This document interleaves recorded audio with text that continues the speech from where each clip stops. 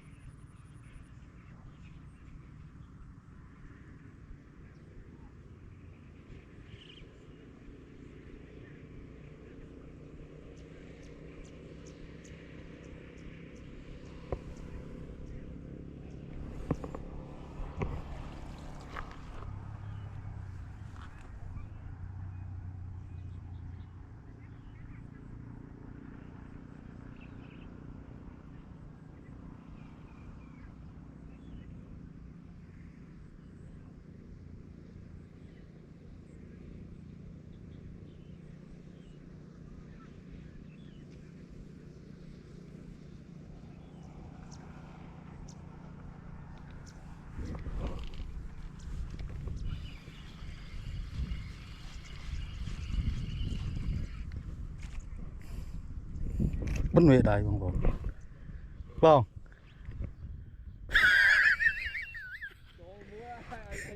អូនេះបានថាបិទមេដៃរបស់គេមែនមកត្រីខាំទៀតទេប្រឡងមួយហ្នឹងចូល3ត្រីឯងនេះត្រីទី4ហ្នឹងមកហើយចុយហោះមកបដ ாய் បាទនេះទឹកដៃស្មាត់បាទស្មាត់បឹងតមុកបាទធំល្អទេណាត្រីស្រែបឹងធំហើយយើងអត់ទៅដែរចុយមកទៀតហើយណាត្រីចូលធាត់ប៊ូតាល់មកបាទទឹកដៃស្មាត់បឹងតមុកបា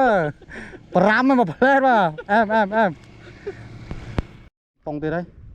ជុំប្រឡងមួយហ្នឹងលេងចូល7 8ក្បាល10ក្បាលហើយលោត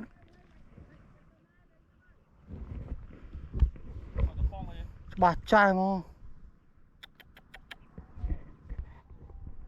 បាទសួស្តីបងប្អូនថ្ងៃនេះមកបាក់ត្រីហើយឆ្លៀតទិញម៉ងខ្ញុំដាក់ចូលទៅបងប្អូនទៅក្រាញ់អត់សូវចេះដាក់ម៉ងទេតែចេះរំលឹកក្បាច់គុណកាលពីនៅក្មេងហ្នឹងបងប្អូនរឿងភ្លេចដែរហើយកាលពីក្មេងជាង10ឆ្នាំមុន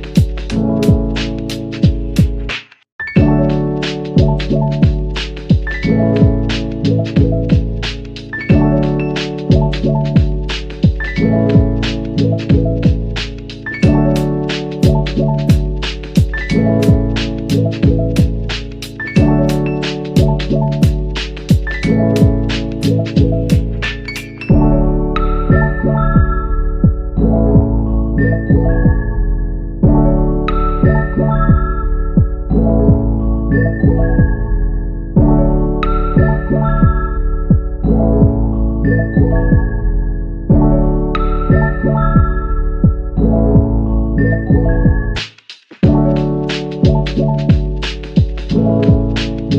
you.